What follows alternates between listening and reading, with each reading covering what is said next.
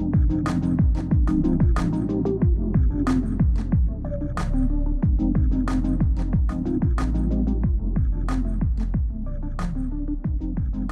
to the 6th Tulane School of Architecture lecture of our fall 2021 series titled Debate, Delete, Reboot, Being Wrong in Times of Change. And of course, this is our second in-person lecture of the semester. It's lovely to see everybody's faces. So this lecture series, just to get into a little background, is meant to highlight the unintended outcomes, contrarian thinking, and humility of learning something new in the course of research and/or practice. Tonight's lecture is the annual Alan Eskew Endowed Fund Lecture. The fund was established in memory of Alan Eskew. Alan was a prominent New Orleans architect who made significant contributions to the Louisiana built environment through his internationally recognized practice, Eskew Dumez Ripple. Building on his legacy, EDR, or Eskew Dumez Ripple, strives to engage the world as he did, with humility, charm, and a deeply personal commitment to design as craft. We send great thanks to EDR for their long-lasting support of the school, and we are very happy to have Alan's family and colleagues here at the lecture tonight. Tonight, we are joined by Michael Meredith for a lecture titled, it's up there. After his presentation, Michael will be joined by Ben Smith he will respond to Michael's lecture. We'll have a conversation. Benjamin J. Smith is an assistant professor of architecture at the Tulane School of Architecture. His recent scholarship, which has been featured nationally and internationally, has centered on the disciplinary evolution of architecture through institutional and pedagogical developments in education. So after a discussion amongst the presenters, they will take questions from the audience. So if you have any questions, please raise your hand and someone will bring you a microphone. So now to introduce our main lecturer. It's not always the case that you get to introduce someone whom you also admire.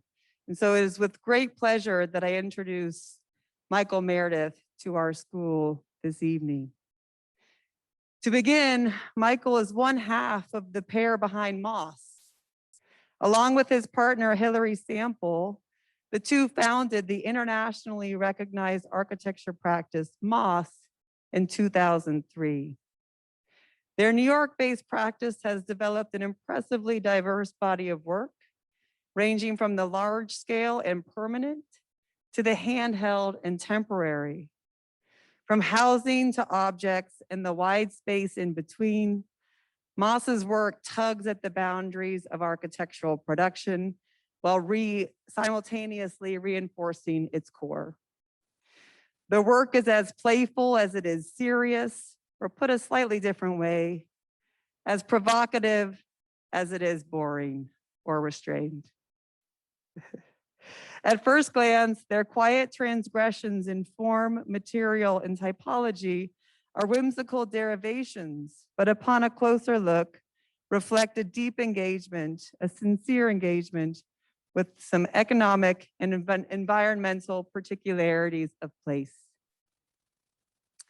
In addition to practicing, Michael is Associate Dean at Princeton University's School of Architecture and previously taught at Harvard University's Graduate School of Design, the University of Michigan, and where he was awarded the Muschenheim Fellowship, and as well as teaching at the University of Toronto. I promised Michael to not give the laundry list of his accolades, but I will add that his writing has appeared in Art Forum, Log, Perspecta, Praxis, Domus, and the Harvard Design Museum magazine. Excuse me. So please help me in welcoming Michael.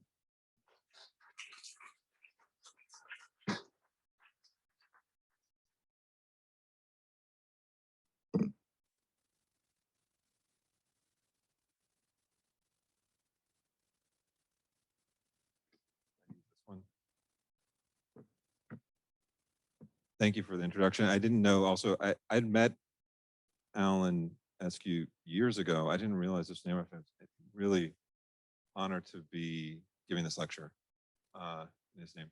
Is this not? It's, I think if I just hold it closer. Can I turn the lights down?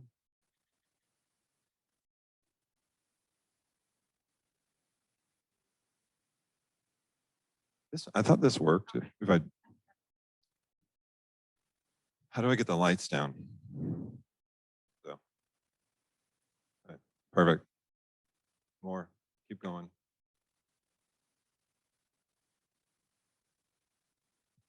Is that as low as it goes? Okay. Trying to figure out.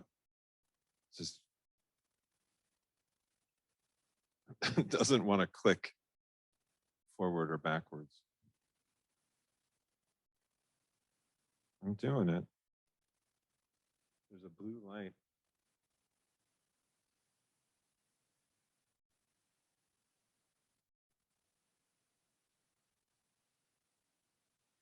Okay, so did it go?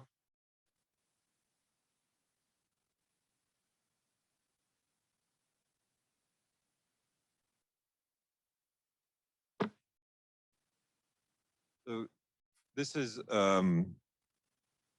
kind of the playlist for tonight. I've put together projects from the last basically 10 years in the office, and with the focus more on built work and buildings. So a lot of stuff is edited out. I would say part of doing a lecture is also like rethinking yourself and kind of where you're at the moment. And so the things that are left out are things like software experiments, videos, the scented candles, the reproductions, stuff like this, and the drawings. A lot of the drawings are left out. So to focus on the projects. Okay, good. So this is the first, and the text is there. We can kind of ignore it to some degree. But this is the first project to start with. It was done, started probably about 10 years ago. It's a small house off the grid in the desert. It's built with SIPs. It was very cheaply put together project.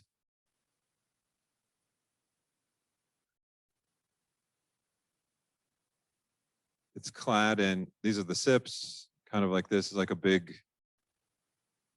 it's like a big foam core model to some degree. There's a series of, I don't know if this has a pointer on it, yeah. This is a series of solar chimneys. So like what is traditionally like a hearth of a house is replaced with a field of solar chimneys, which are used to bring the cold air from below up to cool the house, to help cool to do a passive cooling for this. Also within this, there's these aluminum shingles, which continuously wrap around these gables to work like a heat sink. So when the sun's on one side and the other side is on shadow, it will distribute the heat.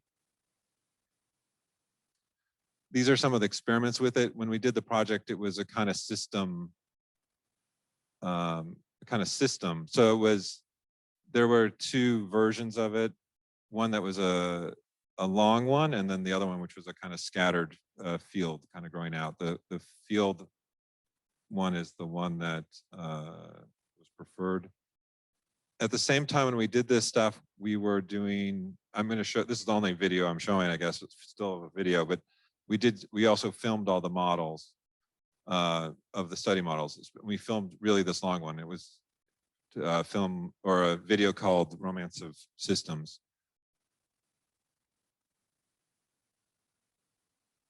It's a story of two architects, a kind of love story. One is a kind of formalist, and the other one is kind of an urban environmentalist.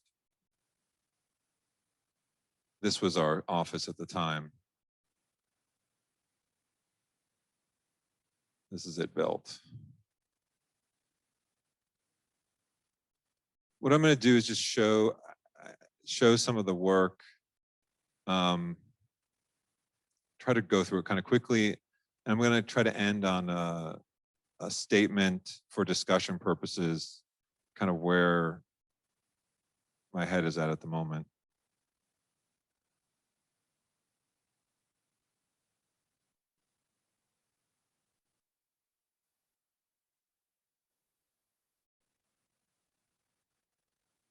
I think these are presented in chronological order. And it gives a sense of the office, like how we flip between scales, like constantly. This is a school in Denmark, in Skive, Denmark, called a school called Krabbesholm. It's what they call a folk art school. It's between high school and university. Something like so we were asked to design the architecture, graphic design, and art studios and photography. This one's photography for this school. Something like 60%, 67%, 60 something, obscenely large number of all the architects in Denmark go through this school, which is crazy. So these are the plans. I mean, it really is just a shell. There are a series of these studios. They're all the same. You can move any of the program, could be any of them. They're connected by these shared porches on the ends, where with a bunch of, we asked them to put out a bunch of chairs and tables in these areas for people to hang out.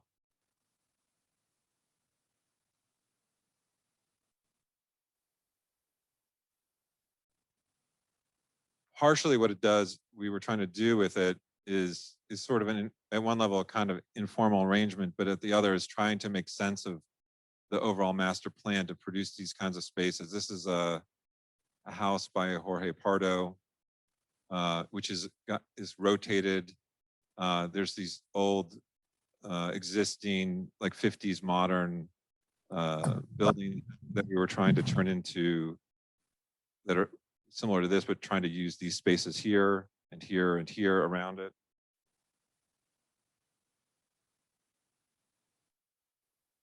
That's the photo studio. These are a series of models. The way we work typically is through model. These are some of these. This is not the scheme that we did in the end, but relates to it. This is it built. It's a very inexpensive building in some ways, just cement clad. One of the things that we did though is we did these polished stainless channels between here. So the kind of glistens in weird angles. It's hard to explain.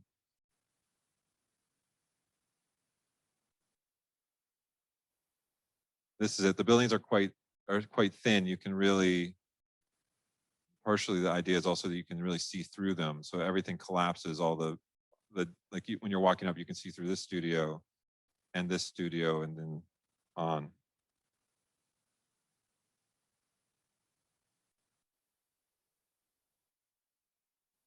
This is them having fun.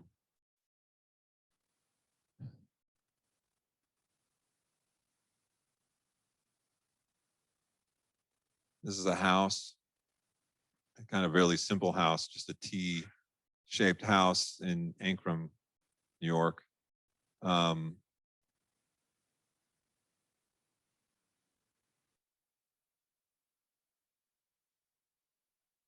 some of the models. It's basically all open on the inside.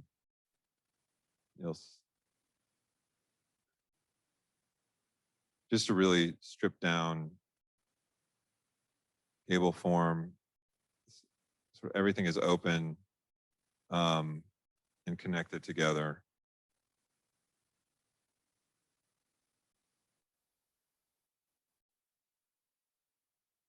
The entry, bathroom, basement.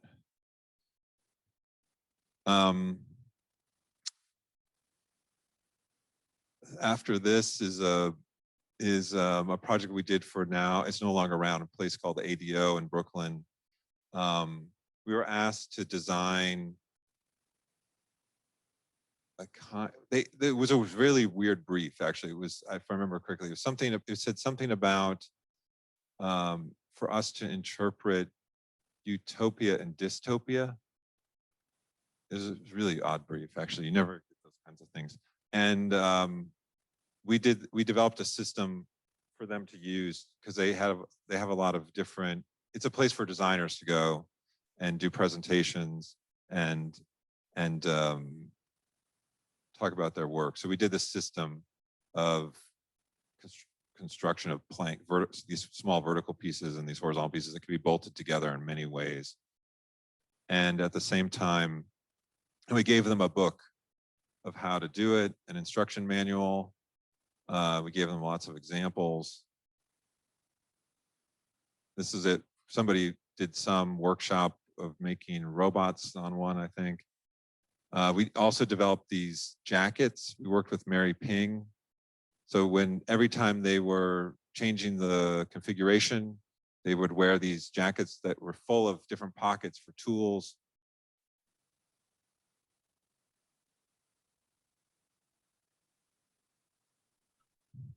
This was a book we did for it. There was a sticker book also.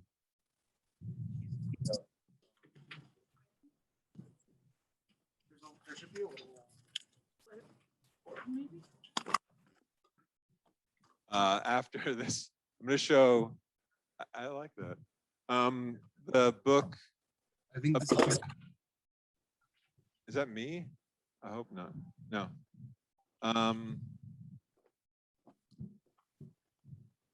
We did a project. So I mean, we're always doing. You know, like we said, Hillary and I are teachers and architects, and we're always, for whatever reason, always working on books. It just is part of the way we are in the office. It's always going on in some form or another. So this was a book we did on scale figures. Basically, we were asked the way the project, I think someone asked today about this, how did it come about? And I can't seem to move it forward or backwards anymore. I don't know what happened.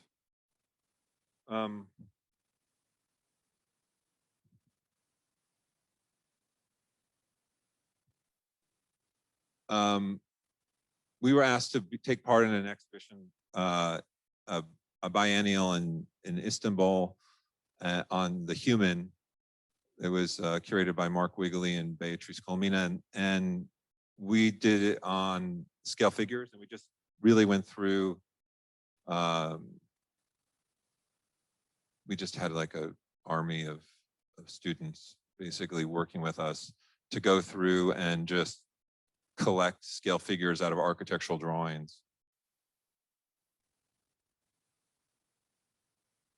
And then putting it all into this book. It's like a dictionary or encyclopedia. It's like just an immense book of scale figures. This is a housing. It's really it's more like a school than it is housing, but it's called the Laboratory of Housing, but it's an expo almost of different housing types. So there was 32. We were involved in it kind of at the beginning, but there's 32 architects mostly from Mexico, but some from the U.S. asked to do prototypes. All the houses, this is workers' housing. All the houses had to be built for under $10,000. And partially it's basically the largest mortgage, workers' mortgage lenders sort of behind all this. They wanted to give examples of not the standard housing, because housing for workers' housing is really a formula and it's repeated. So they wanted to look at other possibilities. So we worked with them and developed a master plan and this kind of long building, which is educational building, offices, a cafe, bathroom, basically galleries, welcome center here at one end, and then worked on a master plan. All the houses we kept from, they're all prototypes for different sites in Mexico. And we kept all of them, the north orientations as designed as it was. So it ended up being, we didn't just, it may look like we just sort of played around with it, but they were all left, tried to leave the north as north in all their projects.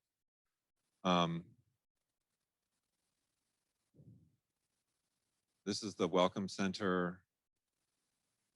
Here, the master plan. There's things I got. Anyways, I don't need to tell the horrible war stories of architecture, but like things that got cut out of it, et cetera. But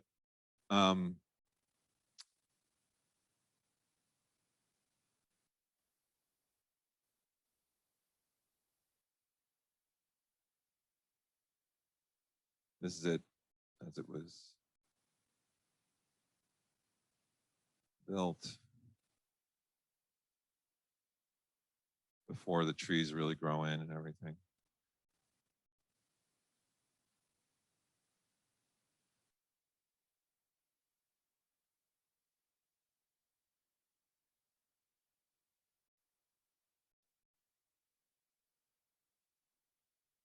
All the house numbers are painted on rocks. This is an exhibition, I guess, from a couple of years ago now at Princeton. I did called Low Resolution Houses. Not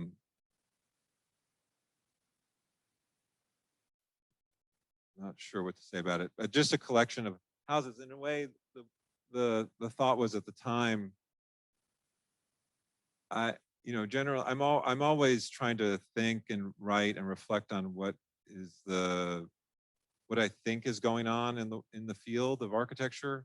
And in some ways, I was really struck by how all these sort of, let's say, simple houses, for lack of a better word, were kind of really, there was a certain thing going on where it seemed like people were paying attention to them more. Houses where you really thought of, you could really see the tectonics or the construction, a kind of roughness, a kind of, a lot of people referencing early Gary, stuff like this. There was just this reaction. It seemed like to me a reaction against, in a lot of the work that we do, is a kind of reaction against a technological expertise of like the parametric, et cetera, I think, in what we're doing. And this was sort of an extension of that.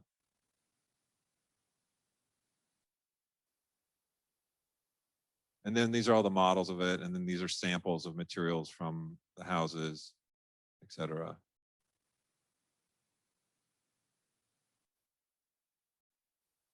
Another book we worked with the CCA and Corini, the Bruno Monari's publisher in Italy. And we did a children's book called Houses for Sale. It's basically it's a really simple book. It's a story about a family looking for a house. They go through kind of history. They don't get any of these houses, obviously, and they decide to build their own. And then at the end, they sell it. kind of this real life sad story of architecture. And it's also our own house in a way. It's one house that we designed here, which is this one. House 10 with a courtyard.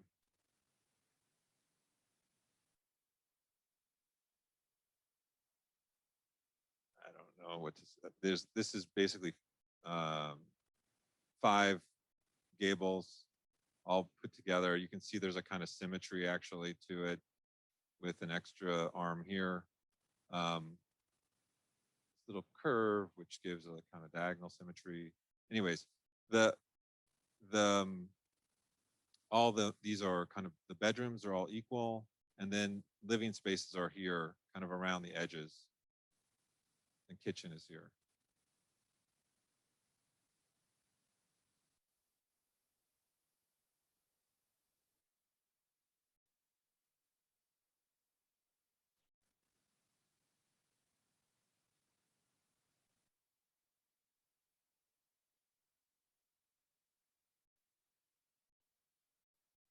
It's really in the woods.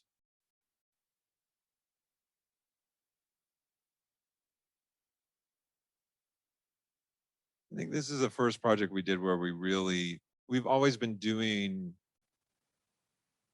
furniture. It's kind of been for years, especially working with aluminum, bent aluminum. It's really the first project where we did a lot of the furniture for the project. Really, like, even stuff that I think is kind of crazy that we did it is like the kitchen is all, we did all out of aluminum bolted together. We've kind of developed an expertise in some ways of working with solid works and dealing with bent metal fabrication.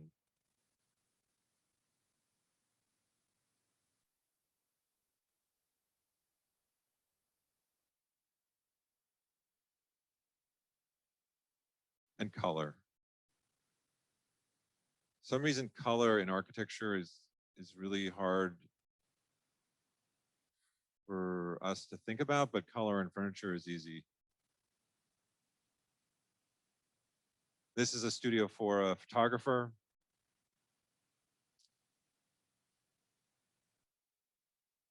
Just a large, I think it's called a roof with a studio. It's a large overhanging roof. It's basically there's like a drawing studio here, a sculpture studio here, and photography. It makes a lot of big models. In fact, what he does is kind of like what architects do. Just makes these huge models and photographs them. And then upstairs is like a guest area.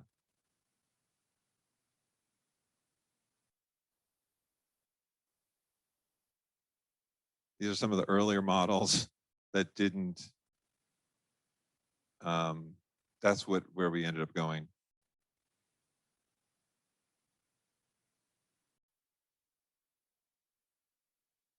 All really, I mean, really economical. I mean, in some level, we are really, I would say, working class architects, like really bare bones projects, like trying to get the most out of them. These are really working with the cheapest of the cheap.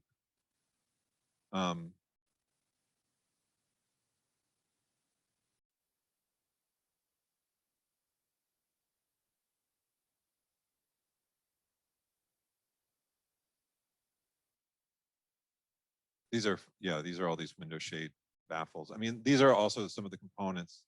I think over time we've developed more and more, like just working on components through the metal work that we've done.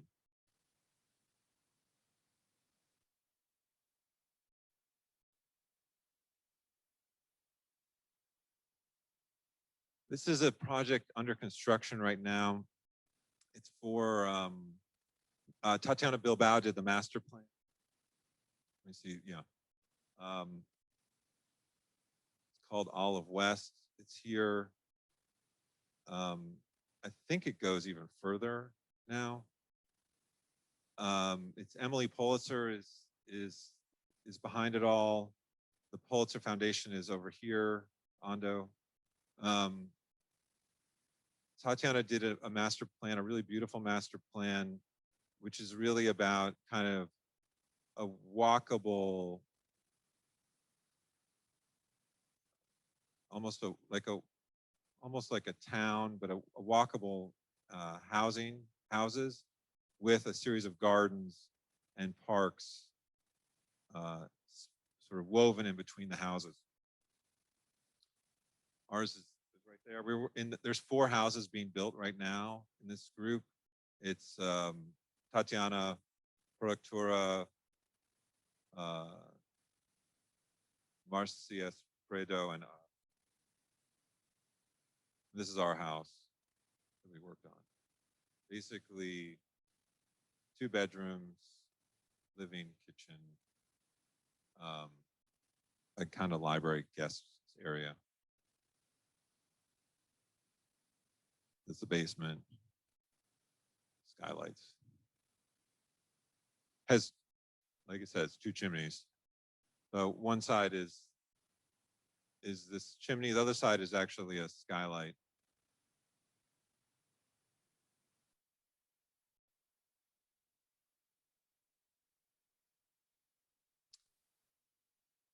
Under construction, hopefully soon. I'm told it's going to be done soon.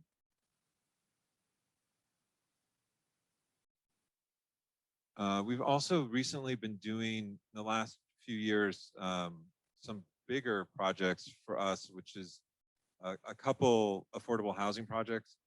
This is in DC, Washington, DC. This is one of them.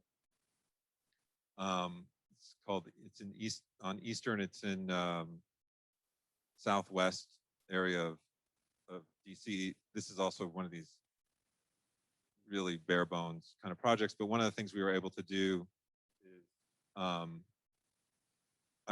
proud of this. I mean, I think it's going to be really like the lowest materials and like the cheapest windows, et cetera. But typologically, we were able to put in 2 courtyards, and then able to work with code to be able to have the kind of the circulation wrap around these corridors, around the courtyards and the units. So you have some units facing inward to the courtyards and some that face out, and you get cross ventilation in all the units.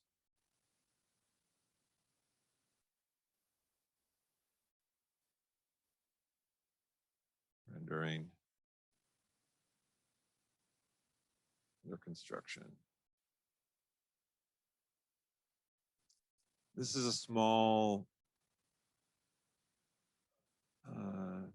pavilion, I guess, installation. It's still there, but we were asked as part of a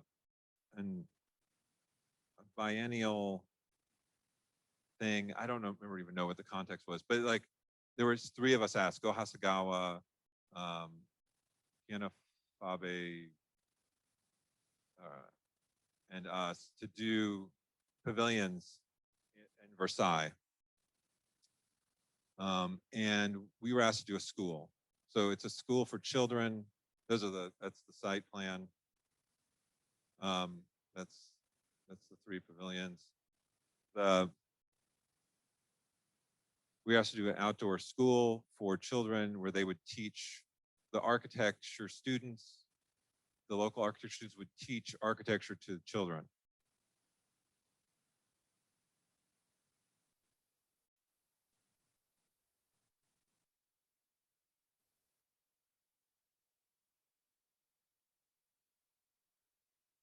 This was like our biggest piece of furniture, we say, we've done in a way. It's like using all that work.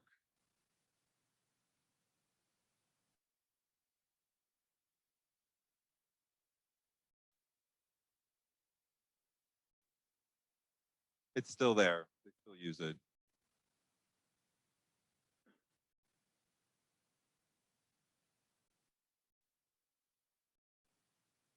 This is a show of furniture we just did in a place called Monera in Belgium and Brussels. Really amazing gallery, really hard to find anybody who cares about architects doing furniture. They're like the only one, I think, in the world that I know of, and they're really good. And we did a series of pieces for them. We did a wood stove. We did some baskets that also can be used as stools, and some things like this. The Millennial Furniture is a kind of play on millennials, obviously, but also Shaker laws, millennial laws. You know, which is, you can see some of the references.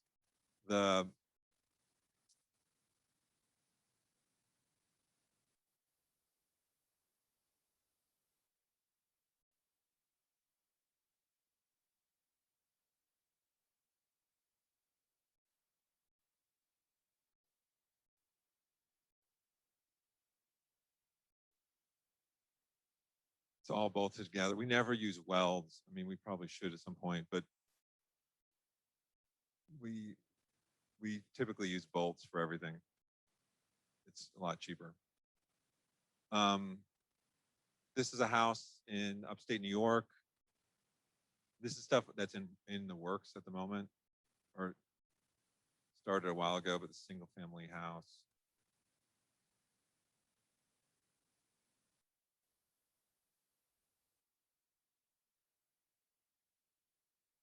It's about 3,000 square feet. This is like pushing the limits of the budget, actually, with the glue lamp, curved glue lamp. But and this is a house for a photographer, also in upstate in a different part. So this is a small house, like a kind of getaway house for him and his girlfriend.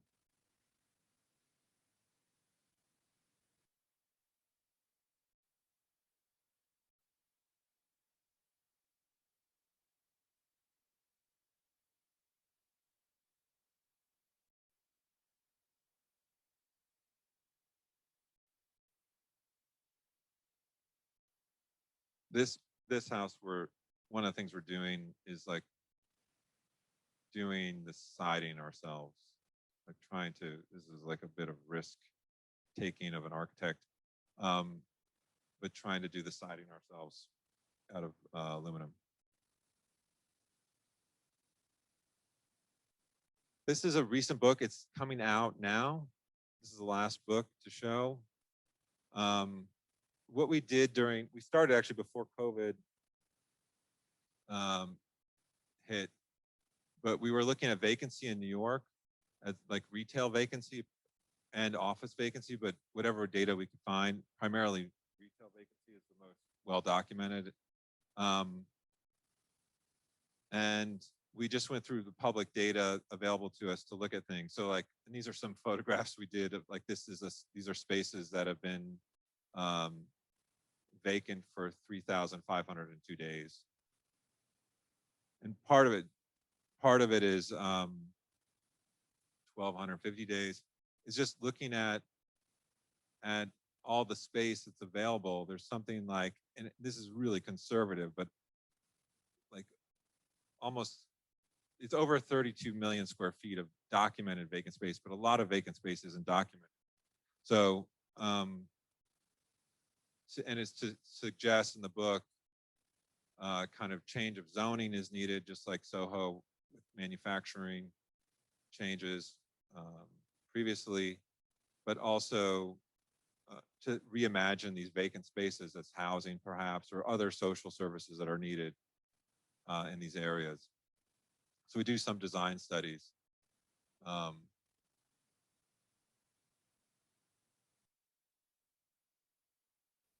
As well, looking at different areas. So this is some of the book. And we go through, yeah, we go through every documented piece of vacancy by New York City, and then just literally give the info on it, who owns it, how many days it's been vacant. It's really astonishing. I think the average is something like 1,500 days is the average of vacant space. The spaces have been vacant. We just got into a little bit of COVID before we finished it this summer.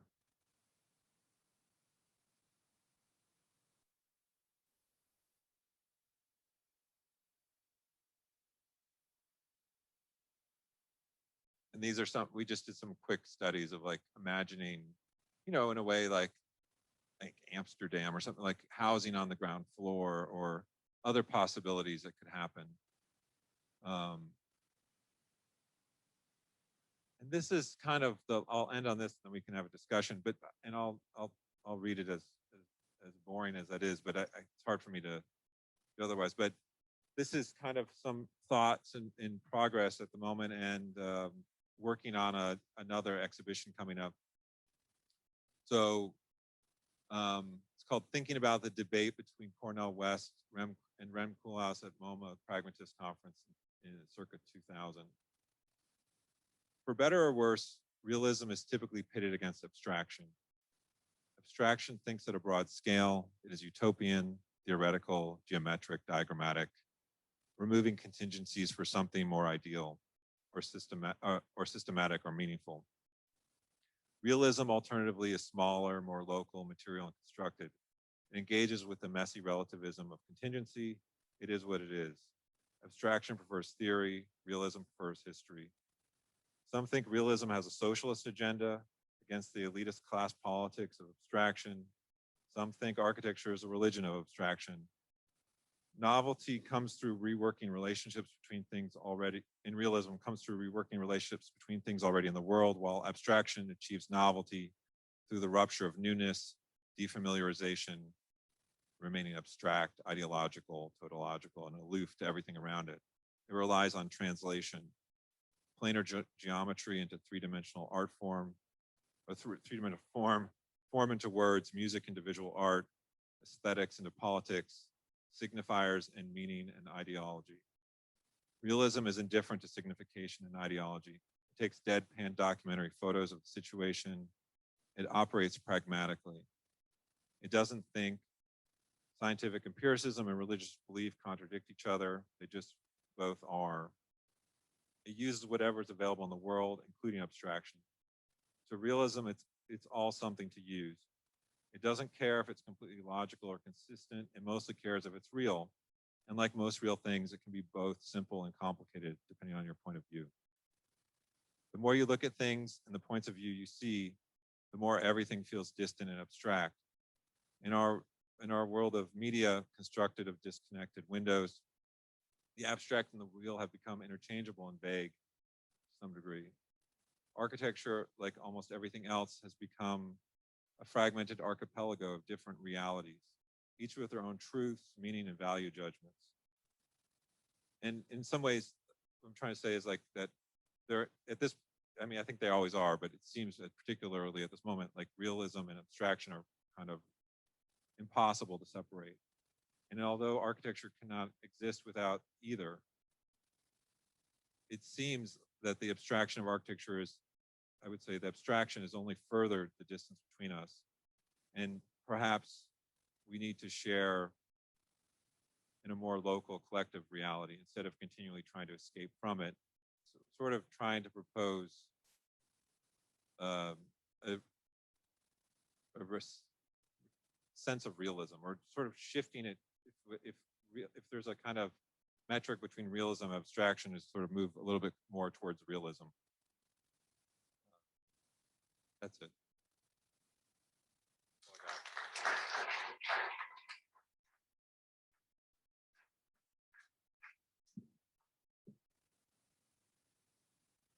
That's also why I didn't really, I showed mostly photographs, and I took out all the old goofy representation. We're supposed to have a conversation.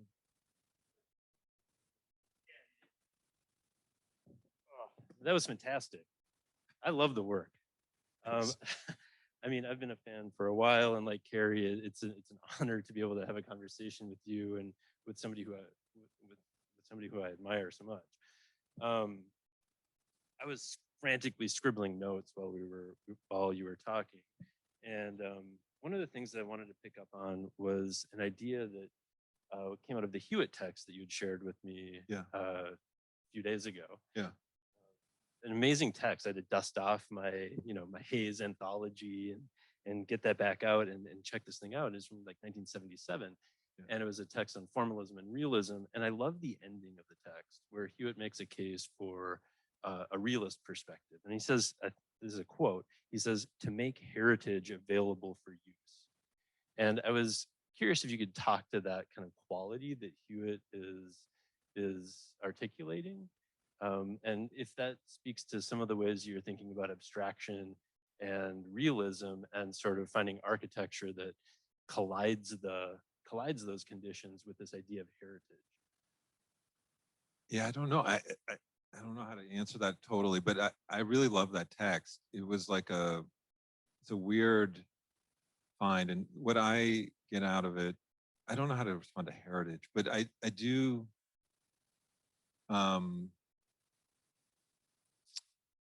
what I thought was useful in that text, because it is like literally sitting there. I started looking at this and thinking about, let's say, realism a little bit, and there aren't that many texts in architecture on it. And that I could, I mean, I saw like Michael Young has a new book on kind of realism, but through the digital things. And I was thinking about realism a little bit like this. And the Bernard Hewitt is a kind of really weird, interesting text from the late 70s, sort of, and his argument was against formalism and for realism, but the people who were the realists for him were the Tendenza, was Rossi.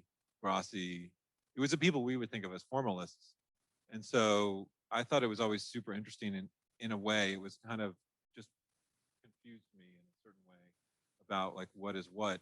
And it is true. I feel like even for them, let's say the people now that we see as the avatars of representational projects, and partially this comes out of my own, if I was to be like honest about it, it's my own sort of exhaustion with representation. Like, and even feeling like part of the problem to some degree, like that we might have messed things up. Sure. As architects. So, and like where people really do not have forgotten what the goal is ultimately, and are just happy to make, gradient renderings or something. And also the thing is, it's become so ubiquitous and so good. Like everything looks so good, but most of the stuff is just completely, as a now like an older architect, it's just so obviously not buildable to me and not really real, or dealing with the problems of the real. So I was just kind of interested in that, and that was what came out of the heritage. I suppose could be a form of the real. Yeah. But it seems loaded with preservation or something like this, and I don't know how to deal with it totally. Yeah, I think that's a really good point. I mean, how to remain contemporary or forward thinking through a means that's distinctly tied to a place and a time. I want to pick up on something that you were just talking about, the role of representation. And, for better or worse, the last, maybe 8 odd years or so, we've been using the expression post-digital. And, I think we're still trying to figure out what exactly that means. And I liked it earlier in your presentation where you're talking about some of the work as kind of a refutation or a reaction against technology. And that sort of had a certain kind of lens with respect to digital virtuosity, along those lines anyways. And so post-digital, I'm wondering about it with respect to like even the way that we write it. So is it a capital P? Is it a post-digital? I'm going back to Jenks, or is it post-digital lowercase? So like, is it an ism? Is it a periodizing moment? Is it an adjective? Or are we done with it and should we move on? It's hard for me to talk about it in such broad terms. I can just say like in a way, these things are, personal at some level. So it's hard. Yeah. It's hard to, like. So for me, I graduated in like the pragmatist thing. Also, I graduated in 2000. the year of the conference at MoMA. Um, I I can talk a little bit about that too. The title, I don't really say anything, but I really am struck by now if you reread Coolhouse and Cornell West, their debate at that time.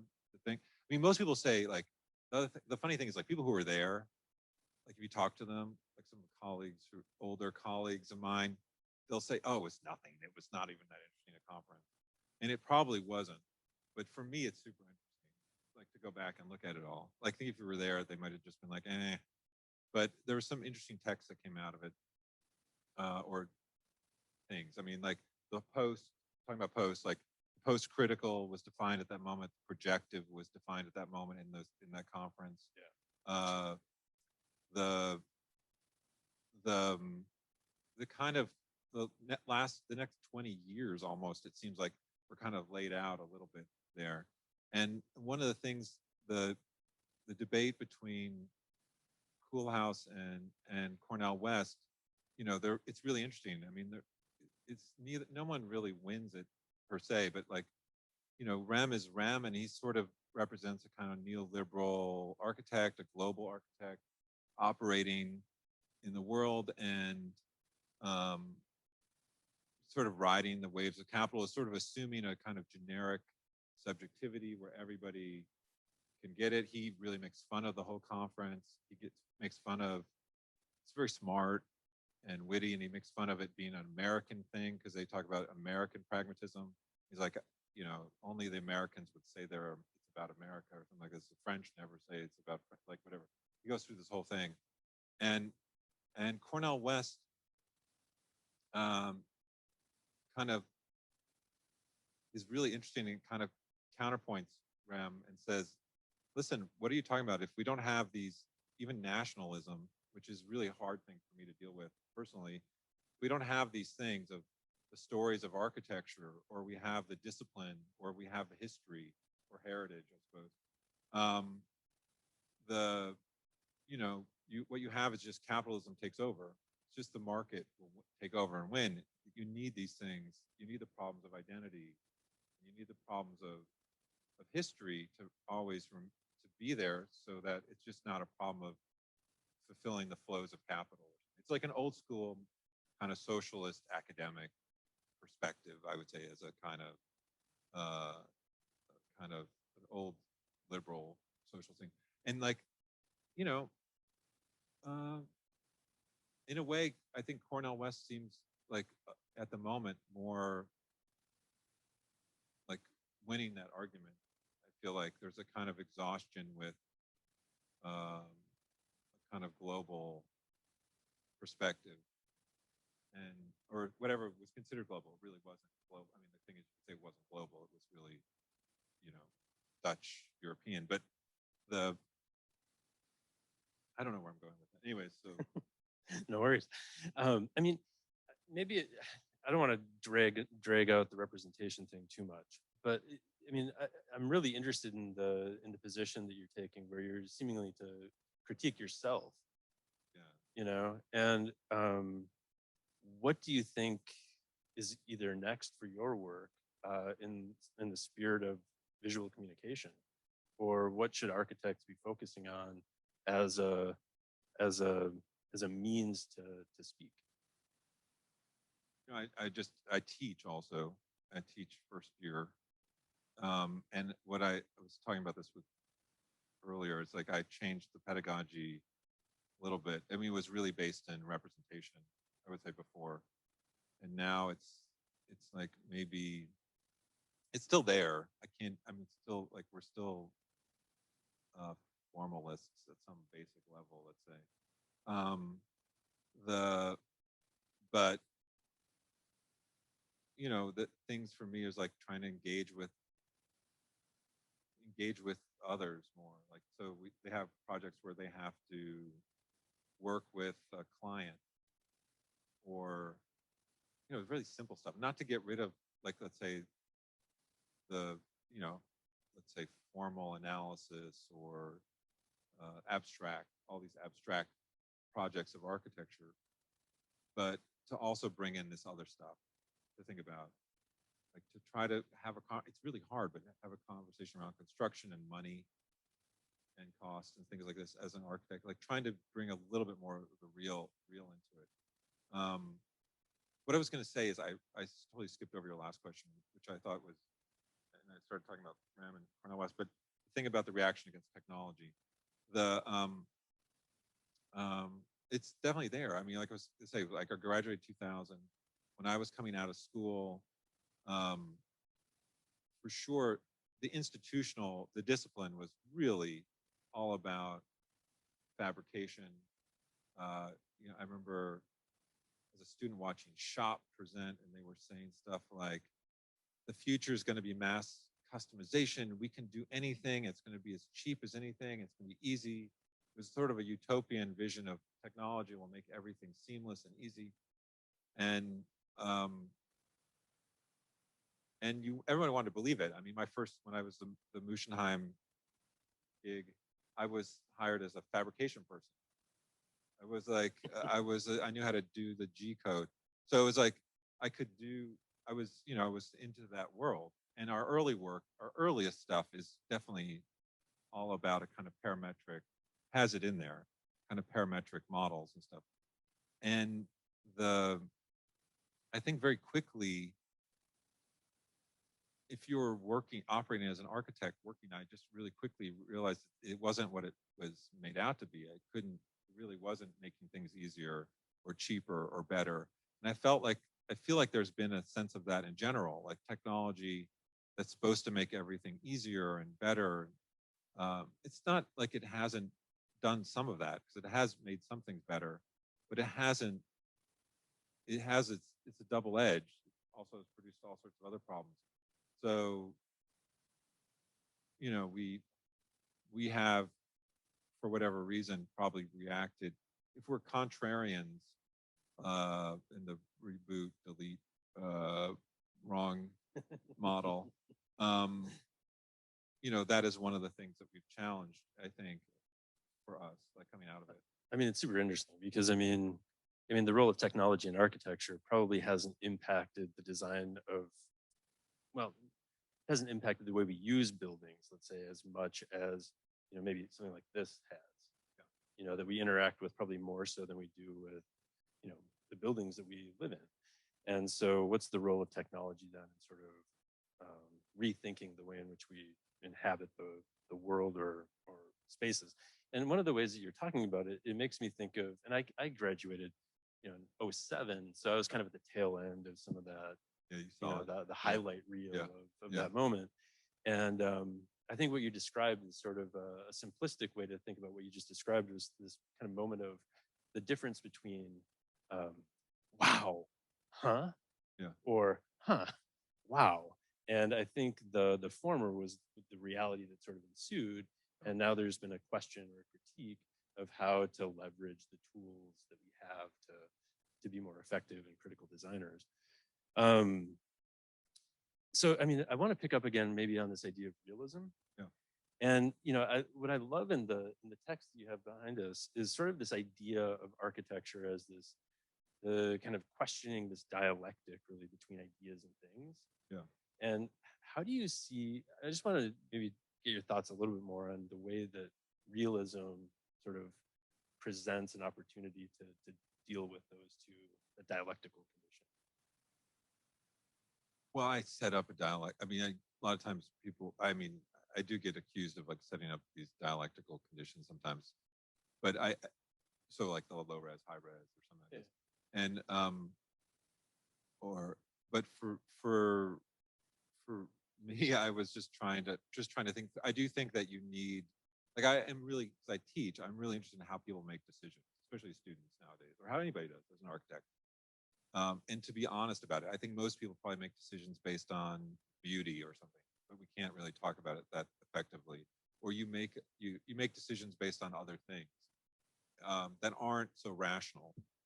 Like I'm always saying I think the easiest way for us to explain projects to clients or to students making arguments is usually a kind of scientific approach, which is like, performance or some sort of metric or some sort of reasoning that seems really rational. But ultimately, architecture is not that stuff. Like I hate a building, you'll never find anything rational in it at all. There's no rational thing, but it's a great piece of architecture. So where do I want to go with this? But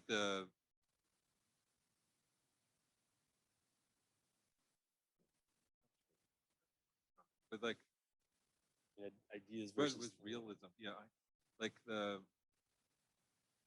think just trying to work through this problem of the abstract and the real as a kind of dialectic. I do think and I don't think it is a real dialectic. Like I said, I really think it's indistinguishable. And it, of course, is trying to talk about kind of contemporary politics to some degree, or like that we each live in, like constructing our own worlds, and like the idea of the real. It seems it's like complicated nowadays. Like people have different ideas of the real. Like things that we used to share seem really fragmented. And the only way I can imagine to overcome that is if we can invest in a collective real a little bit more, whatever that means. And I do think architecture has done a lot of work to get rid of that. I mean, we have, as a discipline, for instance, as a student, and I even have problems with saying it, is like, we were for sure told this is not, I can't think of all these things that I was told. We don't teach skills, we teach ideas. This was my first teaching gig. There were people telling me, and I just never understood that. What does that mean? We don't. What were some of the other ones? Skills. We teach ideas.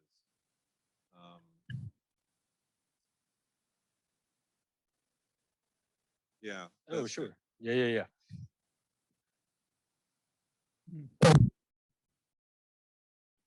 Sort of lose. I'm left. Come on.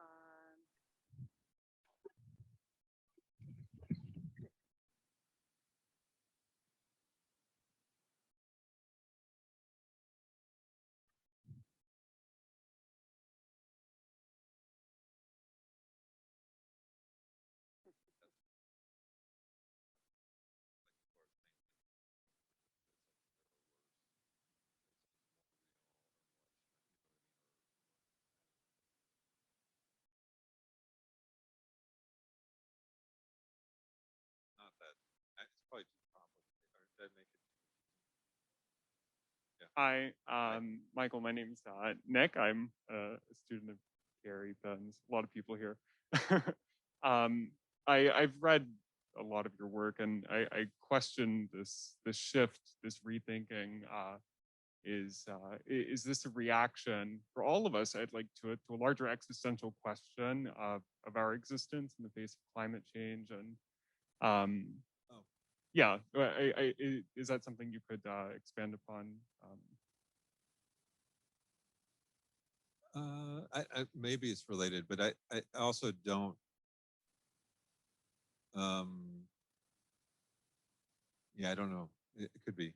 I don't have a good answer. I mean, I don't think the question is like, let's say what is the personal, I mean, we're a really small office for one, by the way. Like we do a project, like a couple projects a year or something like this. I would love to do more, but that's all that seems to happen. How do we address climate change? For sure, technology. I mean, it's always like technology is the problem and technology is the solution. It seems to me like there's more basic things, like vacant spaces is kind of trying to think about that. So it's like, there's already a ton of like building stock around, and everybody, instead of worrying about making a new RFP for a building that will take 8 years to build to solve housing crisis, there's stuff already available. So, I mean, it does require thinking in a different way, perhaps, but it's not so direct about the climate change. I mean, anyways, it's there. I always wonder about how much of our agency is like should be the architect versus the government. We talk about this a lot. I don't know if you guys talk about this, but Like, I think, it probably will have to be something like the ADA. Will have to be some sort of governmental action that changes building performance. And even same with vacancy. It's going to have to be, vacancy is not a problem. It's a problem of finance, ultimately, as far as I can tell. It's like banking system needs to keep the value. It's better for property value to maintain vacancies for 5 years even. And so you can write off the loss of the rent as a tax write-off than trying to lower the rent and devalue the property. So it's like a weird, it's not it's a problem of the system that it's in. It will require someone to come in and change it. Some places have already done like vacancy taxes, like San Francisco and others. So you can't maintain vacancy for so long. Probably kind of very particular. It's not like we're all going to become about vacancy, by the way. Now I feel like we're still like architects, but it's just been the latest thought of like being in New York for all this time. And just literally, just reacting to what's around us. We probably have time for one or two more questions. Yeah. Yeah.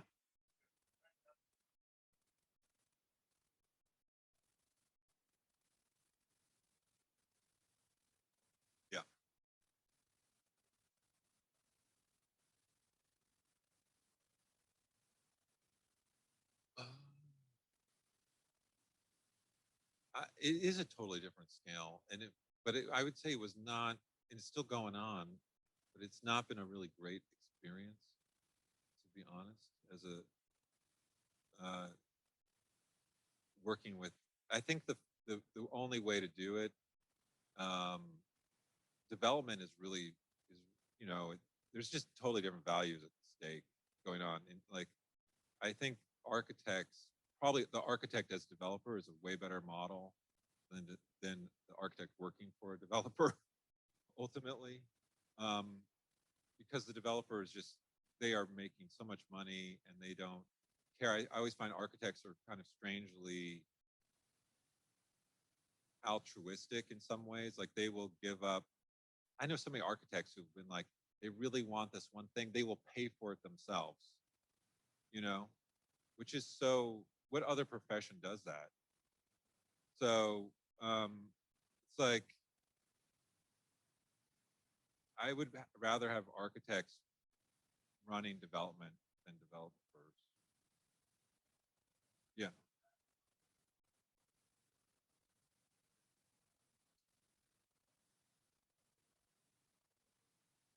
They still are, it's still kind of opaque to me, all the money. I mean, I asked, I don't really know the ins and outs of it, but like, and they don't need to share it, honestly. They never did. We asked over and over again. I think it was things like decisions, like we were like, in the end, this is really like super particular, but it was like disillusioned over things like being told, because we figured out how to get more units for them in the plan. And they were telling us, oh, if you get more units, then we can use that to get better materials or something like this. And in the end, they didn't. They ended up going for the cheapest materials. Everything just got, I mean, like I said, typologically, the plan is good, I think. Good-ish. I mean, for what it is, it's pretty amazing to get cross ventilation and to courtyard, for this kind of like a project that's in like low 200s a square foot kind of project.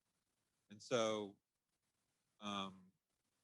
we were happy with the things that we could get away with, but it could have been so much better with very little, honestly. That's just where my head is at. And I just feel like, I don't know. And it's also the formulas are like, everything is baked in. Like this, it's not even just the developer. It's like the city, it's the review process. There's so many assumptions already built in to like what affordable housing should look like in the U.S. I have a, oh, okay, go for it. but we're not gonna do a lot more of those. I mean, we wouldn't mind, maybe. We'll see. No, I just had a reaction. Looking at the work, I was wondering and listening and reading these texts, what is the language of critique as a project is evolving in your own studio? I mean, how much do you talk about what works or aesthetics or et cetera? I mean, for sure, writing and the research is like constant in the office. What aesthetics? I feel like there's a clear aesthetic project. We don't really, what do we talk about it? Sometimes, but I mean, honestly, we're like every other office. Like we have deadlines. It's not as, everyone says, oh, you guys are having so much fun. I think that's good. I'm glad everybody thinks that, but it's like, we're like we're like a normal architecture office at some level. Like we spend way too much time on the design side of it. And then we're like stressed out, trying to get all the deliverable, everything ready for everybody. You know, we're small. I mean, because we're academics, I think inevitably school is part of the office and the way we talk. And everybody goes to lectures.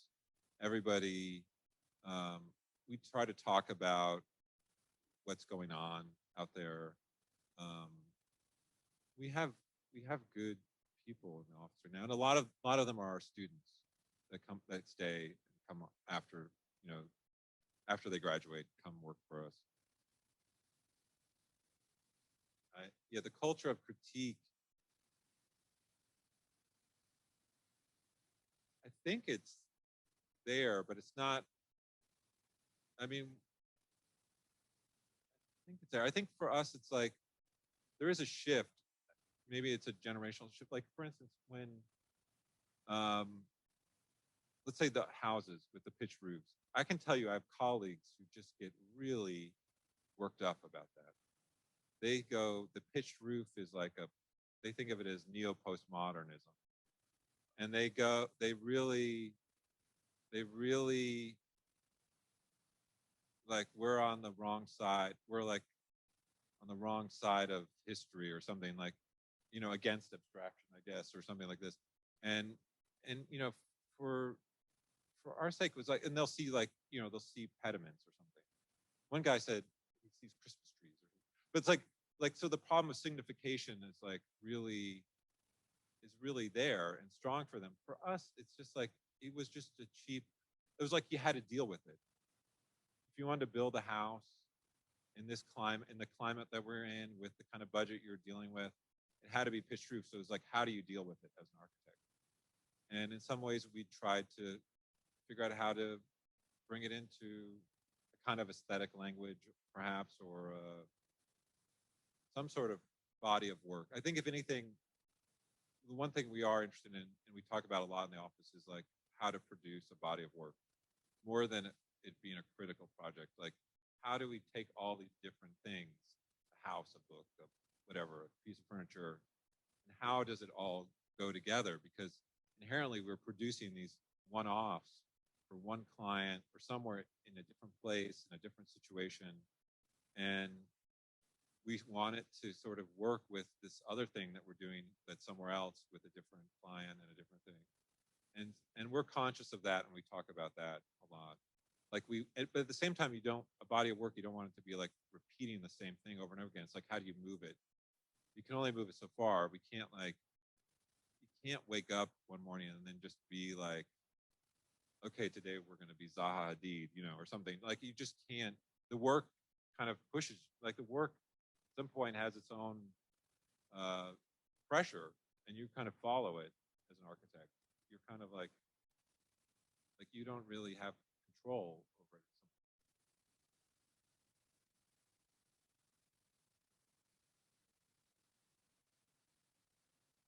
So I'm really struck by the kind of directness and plainness of the language that you choose so specifically to talk about your work and describe your work, which I think it's really a beautiful choice, if I might use that adjective. But I'm very interested in the role that narrative plays in your work, and whether it drives the work, whether it follows the work, whether it's this kind of circular motion, driving, reacting, and so forth.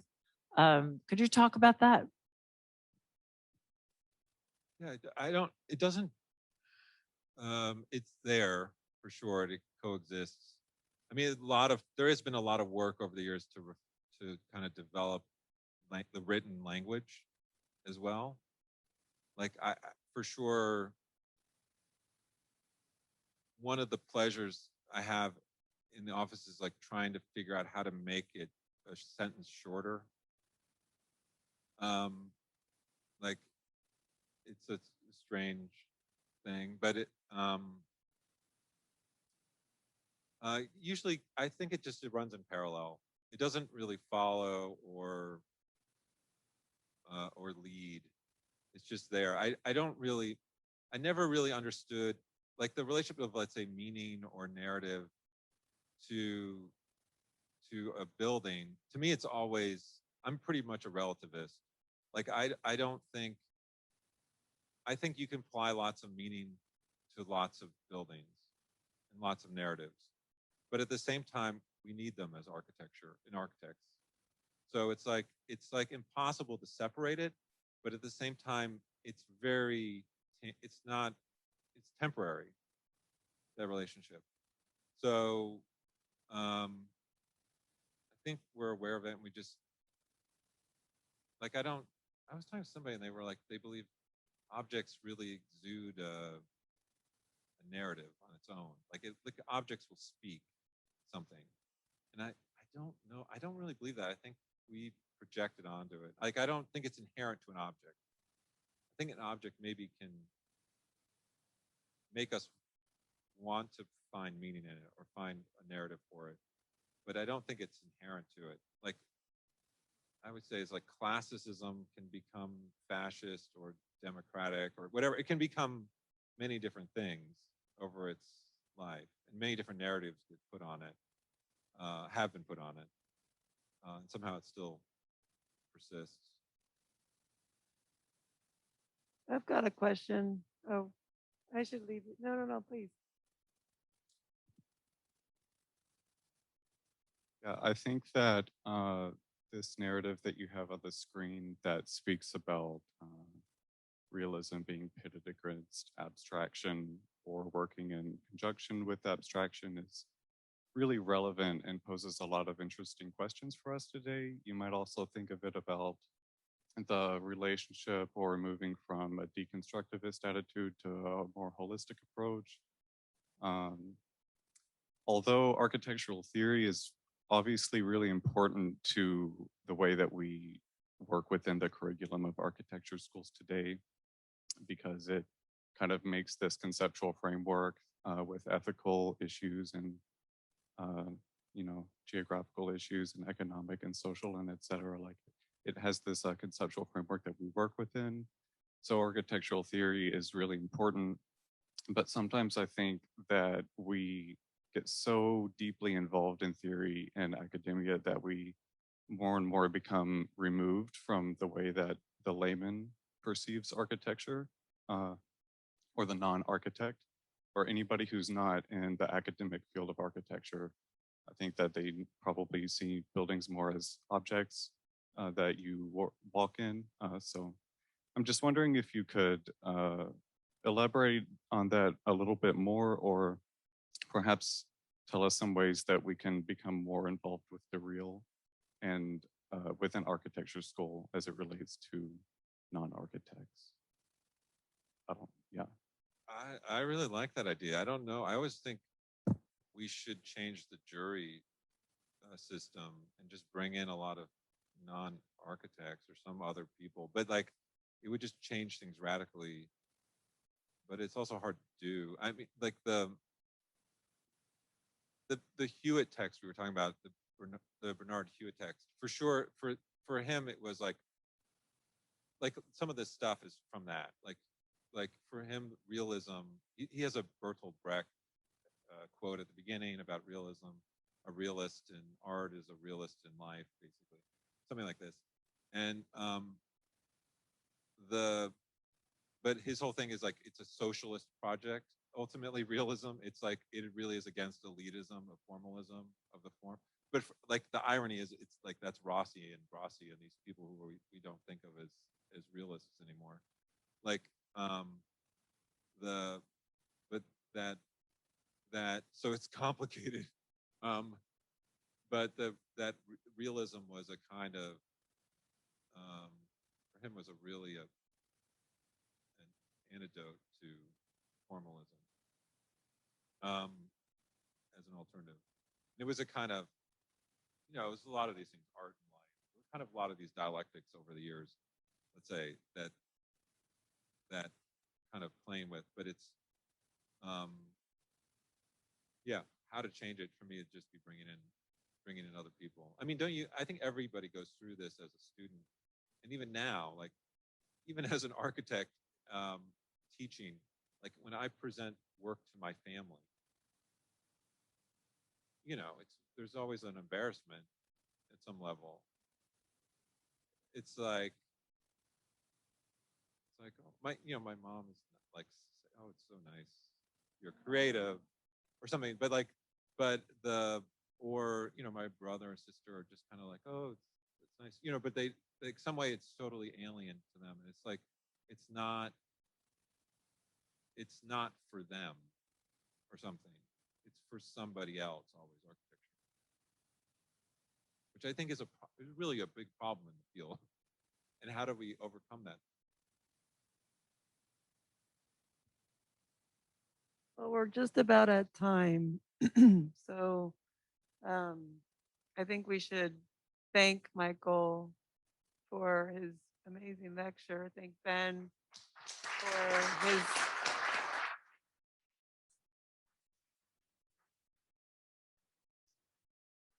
and I have just one more announcement, which is to tune in next Monday, December 6th, for our last our last lecture of the semester, but also our last in-person lecture of the semester. So meeting back here with, we'll welcome Hernan Diaz Alonso, CEO/director at SciArc, for a lecture called Incomplete. Thank you so much.